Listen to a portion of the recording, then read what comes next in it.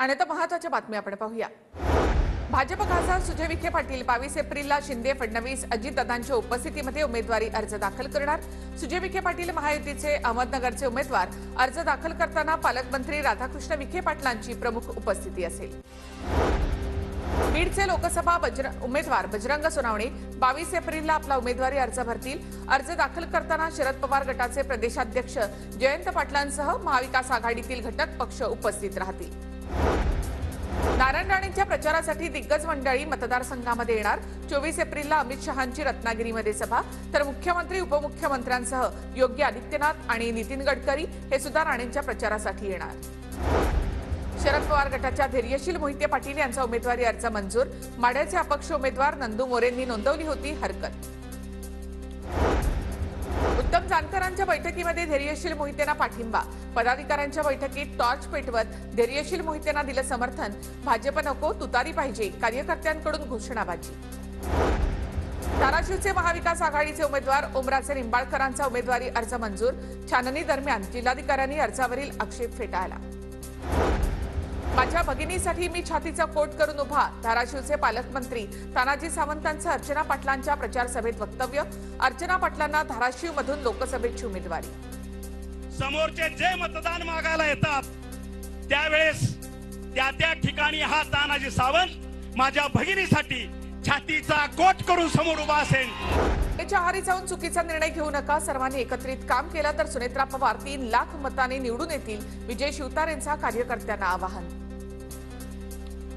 सोडून दादांच्या पाठीमागे ताकदीने उभं राहणं हे कर्तव्य मी समजून पुढचं काम आता करतोय। मित्र हो, भावनेच्या आरी न जाता बूथ सांभाळा।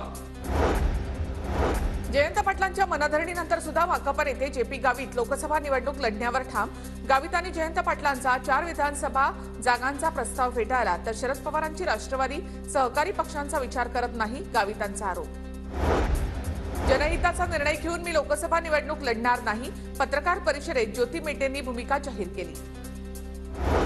महादेव